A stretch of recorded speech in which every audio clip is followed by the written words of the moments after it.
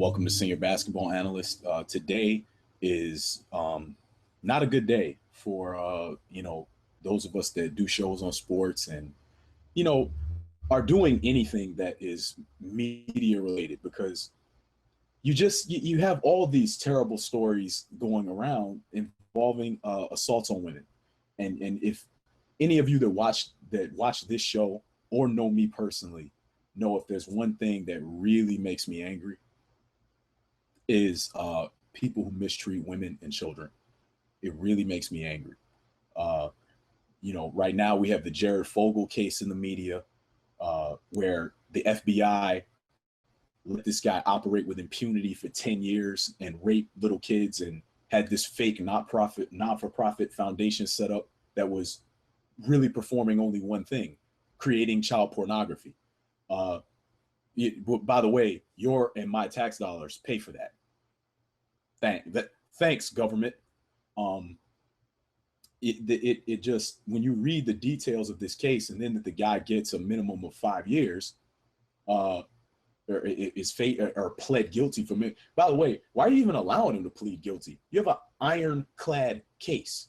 Wait, and this is what I say about the way that we prosecute crimes and how it's basically like the criminal justice system. If you it's giving people life sentences for possession of marijuana, and then a guy like Jared Fogle is going to do a few years and then get out with his millions of dollars. It's ridiculous, and it makes you angry when you read these stories and you read the details of the stories. It makes you angry. People were going within Subway. Subway knew about this. If you go to you should never go to Subway again. Nobody should. People knew about this within Subway for years and years. Employees reported it, sent it up the ladder, and everybody just ignored it. It makes you angry. It makes you angry. And right now, we have that case currently. We have a trial going on where people's defense strategies are centered around admitting to crimes against women and children. And they know that the United States just doesn't prosecute these crimes with any vigor, and they have no problem. The so-called preppy rapist who was doing the Mac, if you guys watch Law and Order, the Mac Rangers style points for sex game, and he's he supposedly, as an adult, has sex. He's on trial for having sex with a 15-year-old girl. He's admitting on the stand to lewd and lascivious behavior with a minor, and he just nonchalantly admitting to it.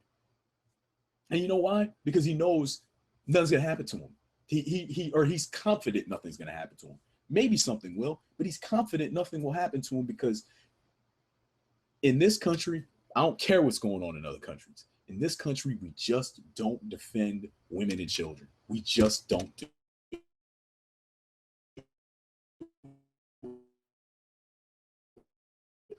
With him, because that's the first one to happen at the beginning of the month. Patrick Kane was accused of forcibly raping a woman in his hometown of Buffalo. And Patrick Kane, if you're from Chicago, or if you read the news regularly about him, Patrick Kane is in general an irresponsible individual.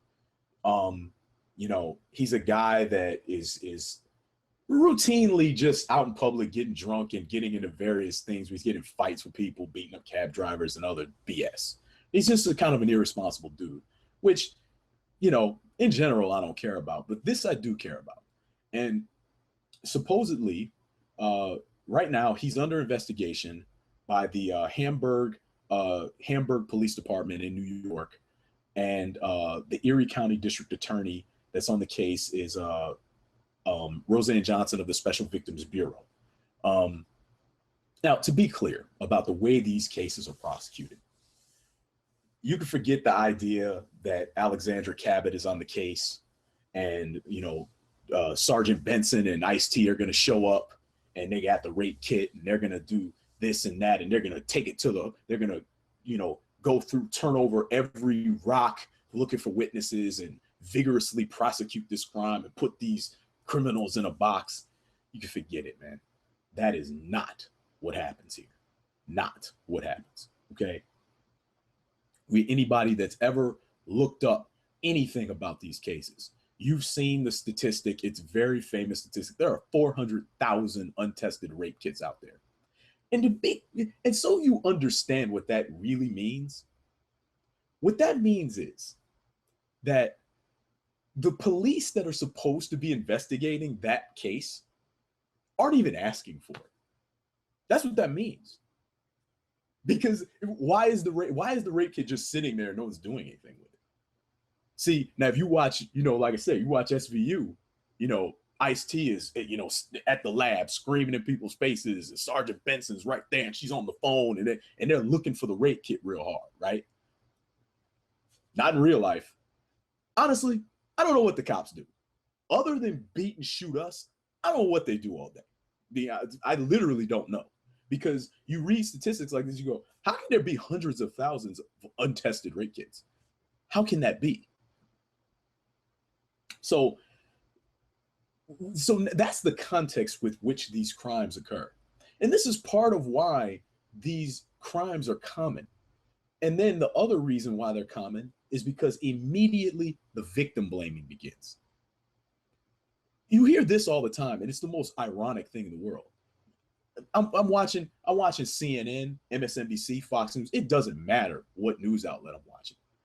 As soon as there's a case of a woman raped, start asking, oh, was she drinking? And the reason I say that's ironic is if you drink too much, then you are now legally past the point where you can consent to sex. See?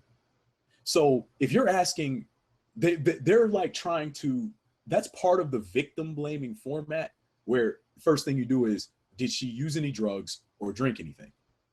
But if she used too many drugs or she drank too much, that means that she couldn't consent. Automatically makes it rape. But people talk about it as though, oh, yeah, she had a couple of drinks with the guy. That means open season. Are you serious? Like, when people say stuff like that, I look at them like, what planet are you from? Like, what are you talking about? This Patrick Kane case makes me so angry because the newspapers went victim blaming on this woman immediately. That's like the first thing they did. So to hip you to the case, if you're not aware, this woman supposedly met Patrick Kane with a friend at a bar in Buffalo, Patrick Kane's hometown. Supposedly she leaves with him. According to her, she leaves with him, goes to his place with her friend for a private party. And she claims she went into a room and then Patrick Kane overpowered her and raped her. That's her claim. That's what she's saying.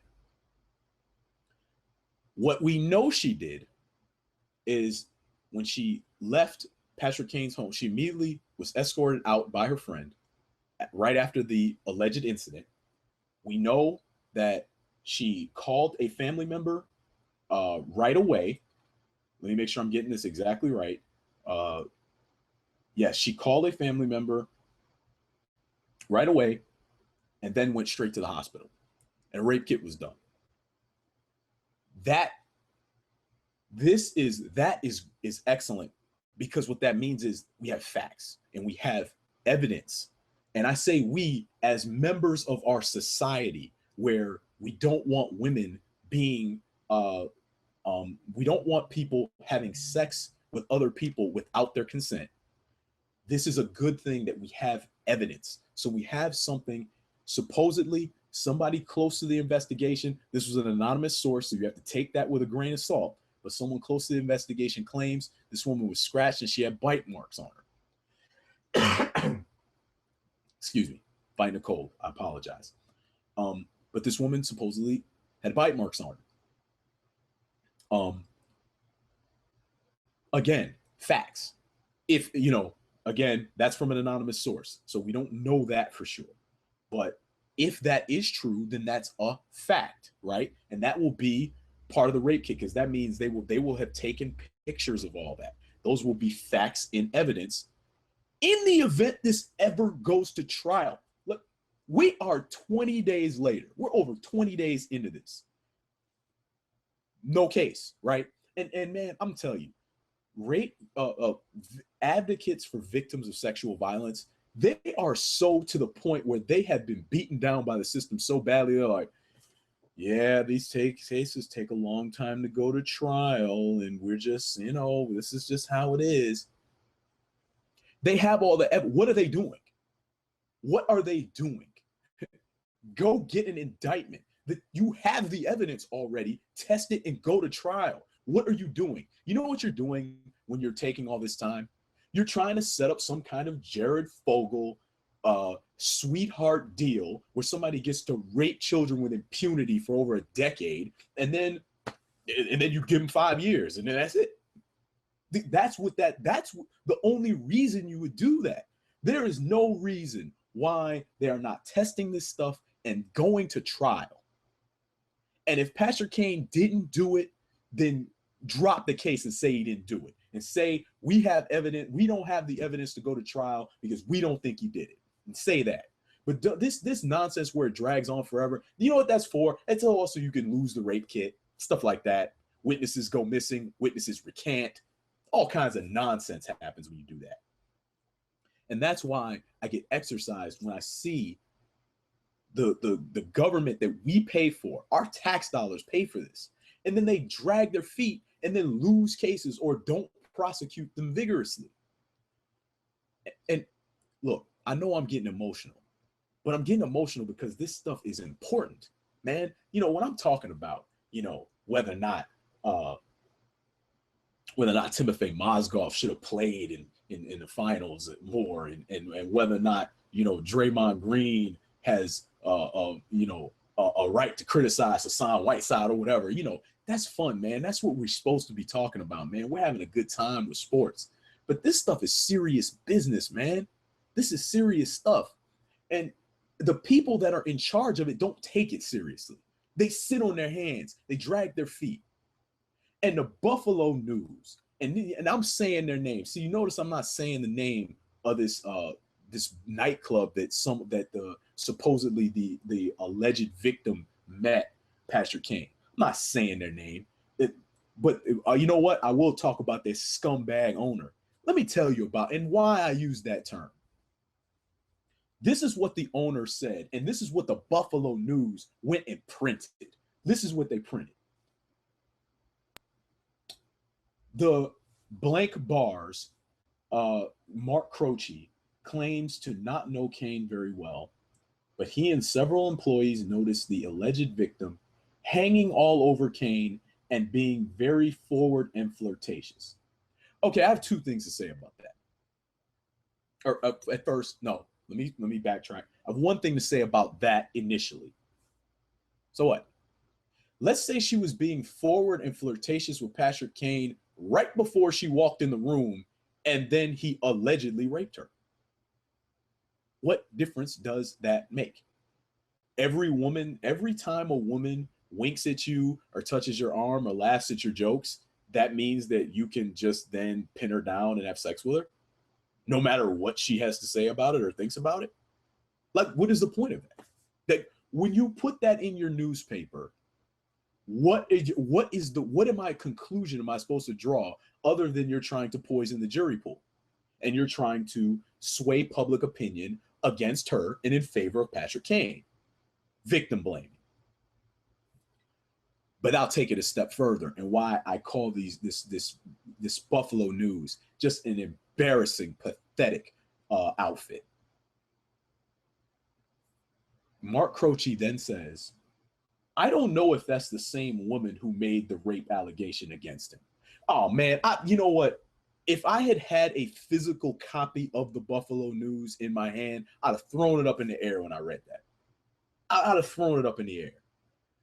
Why would you print any of that then? Again, the only reason to print that is to poison the jury pool and to make Patrick Kane out to be innocent and to make this allegation look like it's nonsense. He doesn't even know first of all, we don't know if what he's saying is true. And forget what his employees say whatever he tells them to say. But he could be talking about anybody. He could have literally been talking about anybody. He doesn't even know if that's the woman who made the allegation. let's say he's wrong, and he very well could be wrong because he's just saying random stuff. If he's wrong, then these facts aren't even, these so-called facts are completely irrelevant. They're completely irrelevant. Now, I think they're irrelevant anyway, because so what if she was hanging out with him and having a good time? Who cares? That doesn't have anything to do with the question of whether or not she was raped. It has nothing to do with it. But he didn't even know if it was her. Come on, man. Is this what it's come to? Is this how stupid as a society we are? Is that journalism, Buffalo News? Buffalo News, man, out of here and you. Everybody that works there, I hope you all lose your jobs. It literally. I hope that newspaper closes tomorrow and you're all in the soup line, man. You guys stink, man. You guys are the worst. The worst. You. So, look, if Patrick Kane, what I want is a vigorous investigation. I want that rape kit tested. I want these prosecutors to determine whether or not Patrick Kane did what this woman is alleging. If he did it, I want him under the jail. If he didn't do it, I want this case thrown out, and I want I want this Roseanne Johnson woman, the Special Victims Bureau prosecutor. I want her to tell us why Patrick Kane is not guilty and why she's dropping the case. I want this guy exonerated in the media, or I want him under the jail, depending on whether or not he did it. I want some facts. And this story really made me, it's bad enough, the crime being alleged, but it makes you angry, the behavior of the people that are supposed to be the professionals investigating it and reporting on it. It makes you sick. It just makes you sick. So we have that going on with one of the best NHL players in the league, a hero here in Chicago, won multiple championships with the Chicago Blackhawks, revitalized a dead franchise. For those of us in the community, we don't like the name Blackhawks. We don't like the racist logo, but we're leaving that aside at the moment because that's not what we're talking about. But again, if Patrick Kane did this, under the jail. If he didn't do it, I want to know how you know he didn't do it, and throw this out and get this man his reputation back. But the Buffalo News, man, you.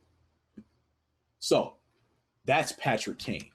So if that wasn't bad enough, and we have that cloud hanging over sports, which is supposed to be our escape and supposed to be fun. If that wasn't bad enough, now we have a rape allegation against Derrick Rose. Now the only thing similar about these cases are it happens to be two athletes that play in Chicago. This case is not, this case is a civil case. I read the whole complaint. And here's the thing. These two cases are very, very different too, in that in one case, in Patrick Kane's case, we seem to have hard evidence. And it's somewhere. You know, we don't know where it is because the investigators won't tell us anything. You ask these investigators, by the way, in the Kane case, they literally won't tell you anything. In fact, they like dance around the questions. It's so pathetic. It's so stupid and pathetic. It's the Kane incident. Like they look like they stare and like. In the case of Derrick Rose, though, on the flip side, there doesn't seem to be any hard evidence, but we do have an incident report and we have a complaint, right? I read all 30 pages or 31 pages of the complaint. If you want to understand these cases, you have to read the complaint, but frankly, it's sad and sickening. It really is. Some of the things, a lot of these details, I'm going to leave out. I hope you go and read it. I happen to read it. I read it at Chicago Tribune. There are other places you can read it. That's where I read it. You know,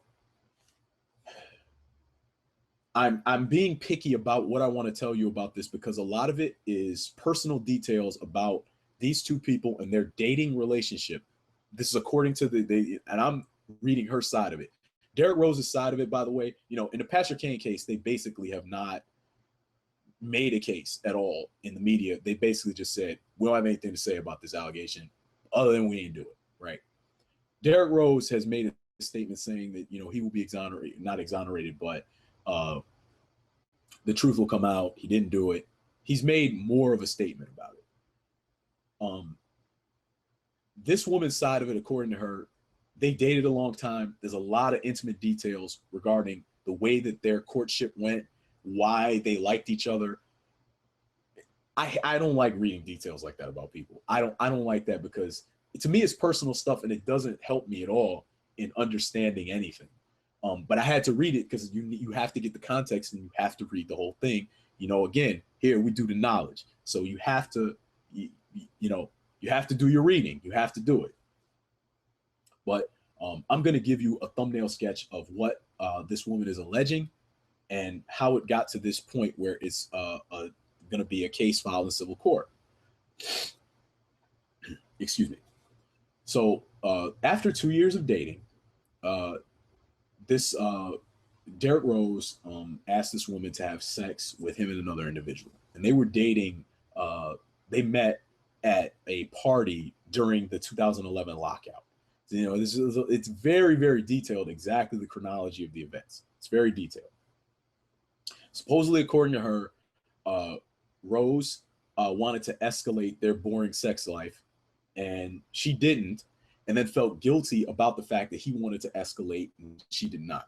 And, you know,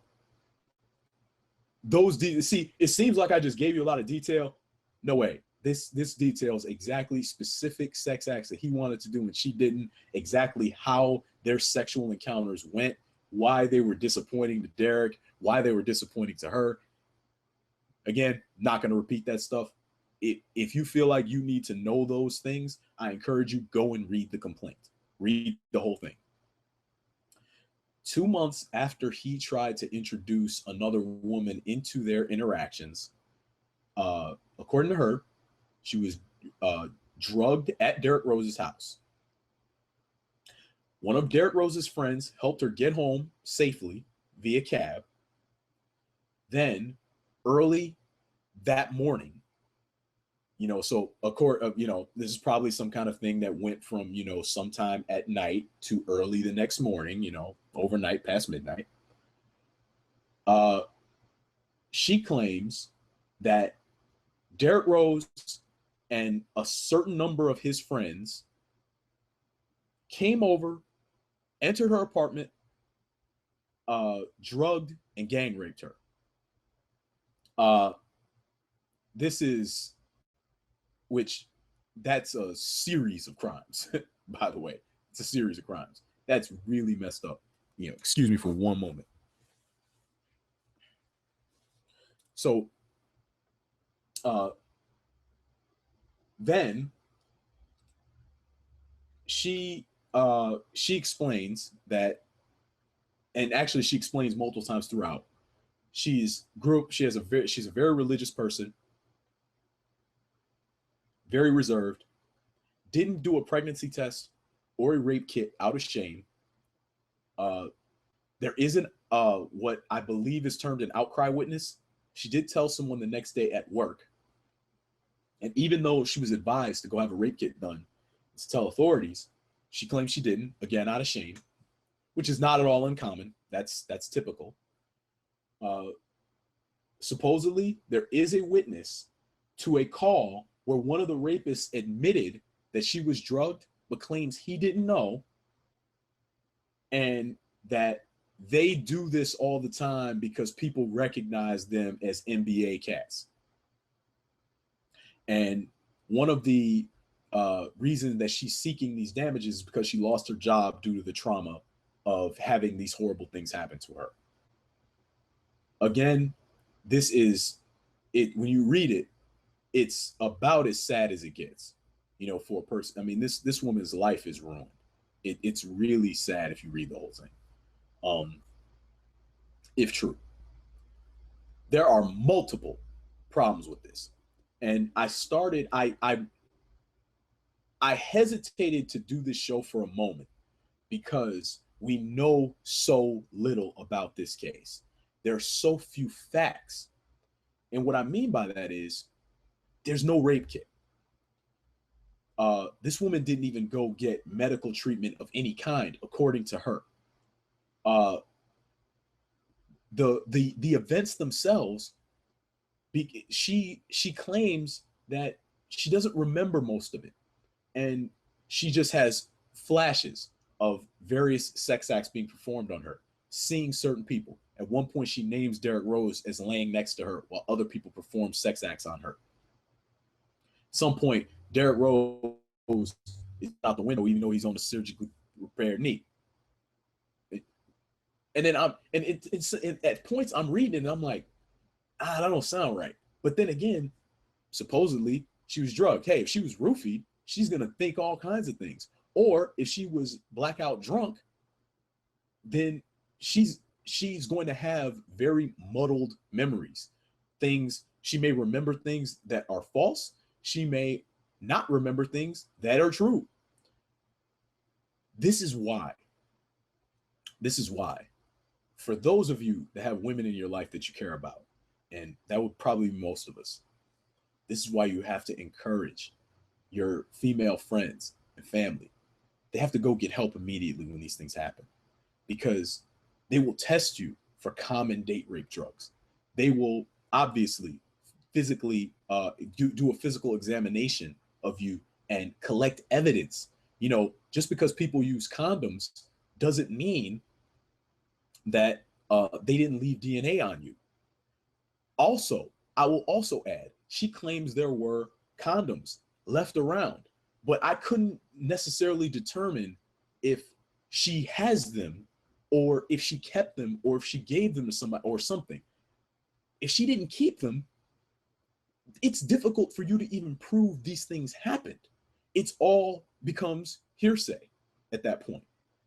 And literally a plaintiff arguing against I believe it's a respondent in a civil case, whatever it's called, defendant, whatever.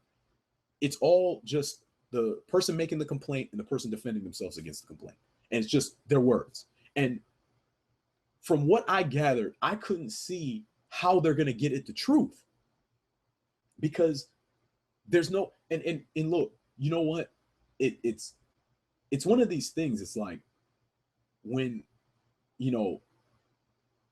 we know as men, you can force a woman to do something without beating her up.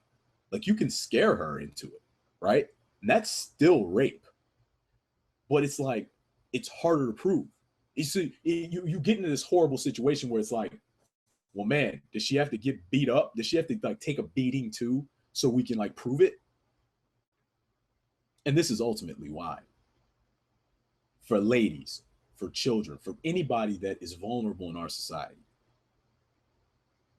you have to watch who you're hanging around. You have to really be careful, and you have to keep people around you all the time that will protect you, because the government's not going to protect you. They're not going to do anything. They're not even going to, they barely make an attempt to punish people after the fact when they do things to you. And it's sad, but you know what? Do you want to be the next victim? And do you want one of your, as men, do we want our aunts and mothers and sisters and cousins to be the next victim? No. But there's just very little deterrence outside of our actions as private citizens. There's very little deterrence because of, as I just outlined in the Patrick Kane case, it's just very little deterrence. Everybody's going to flack for you and victim blame.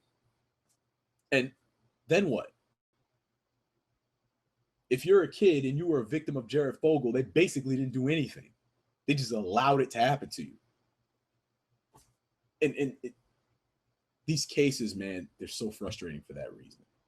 So you ladies, you just have to protect yourself. It's just like myself as a black man. There's basically no deterrent from a cop shooting me up. There just isn't. There isn't. In almost every case, he's going to get away with it. In fact, he's going to be honored for it. They're going to do him favors behind this. George Zimmerman made a lot of money. He's not even a cop. He made a lot of money murdering Trayvon Martin. A lot of money. So this is the world we live in, and we have to protect ourselves. And the government just doesn't do a good job. They do a good job of sucking up a lot of money. They don't do a good job of giving us results in these cases. And it's very, very frustrating. Again, I encourage you to do the knowledge, do your research, read up on these cases, and form an opinion. You have a problem with anything I'm saying, you know, to leave it in the comment section. You know, you can hit me up on Twitter, SBA 4string, at SBA 4string. You know, I'm happy to have a discussion with you, but only if you got the facts with you. If you don't have any facts, I'm probably just going to ignore you because, you know, I don't know you. I don't care what you think. You know, if you got facts, we can talk about those. You know, you're just going to randomly say, oh, Kaner's awesome. Nah, I don't care what you think. Or Derrick Rose. If Derrick Rose, I don't care what you think, man. We got to talk about the facts because, again, with Derrick Rose, if this really happened, well, why isn't there a criminal investigation out in Los Angeles? Why aren't they investigating it? Or maybe they are investigating and we just don't know about it because our government that we pay for doesn't tell us anything. So these cases are complicated. They're frustrating. But I'll tell you like this: I'm tired of seeing cases in the media over and over again where women and children are being victimized. I'm just tired of it. So, Senior Basketball Analyst, and you know that.